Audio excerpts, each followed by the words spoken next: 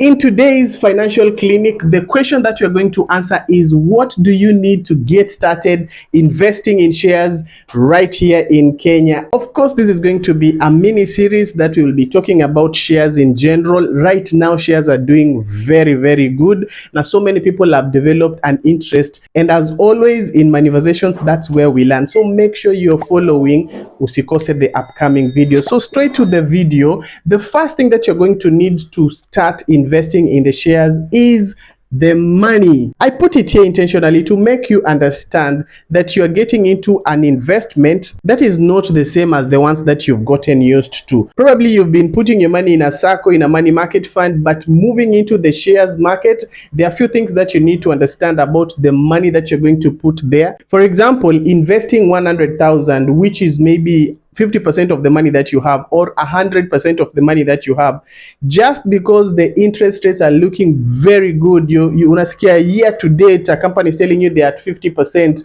My own shares, by the way, I have two companies that I've invested in, and right now I'll share the screenshot. Ziko return year to date equal at 101% as we're speaking right now. So it is a very interesting place, but my friend, that does not mean that you take your entire 100,000 juu iko 100%. Hiyo ni year to date, like you've already missed that part to this point.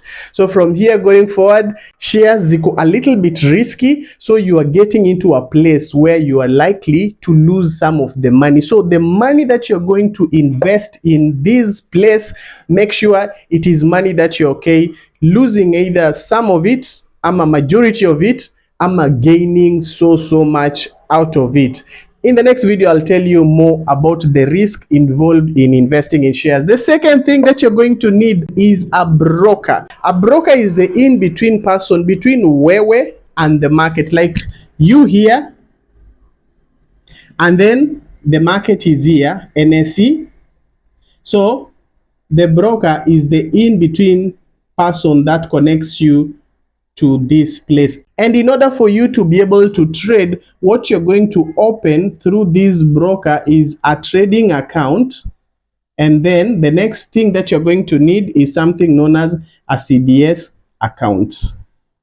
And now there are several players who are already in the market as we speak currently. Now wengi wako na physical shops. Some of them operate under insurance companies, some of them wana operate under banks, and some of them are purely brokerage firms. So kuna zile zenye you have to walk into an office physically for you to be able to do all this, to open the trading account and to open a CDS account, and even to make orders on the shares that you want to buy. But there are others who have gone a step further to get into the digital space, whereby ziko na applications, a web portal, an online portal where you can be able to transact without specifically going to an office. And some of these that are doing this and doing very well are companies like AIB Axis. I'm going to attach their video somewhere here where you can see how easy it is for you to open an account, both a trading account and a CDS account if you do not have either. Na hata kama uko na CDS account, yes, you can open a trading account with them, and it will make it easy for you. Like mimi right now sipendi vitu complicated, so if I'll find a better and easier way which is trustworthy, that is what I will go for. Good. Then the third thing that you're going to need is the knowledge.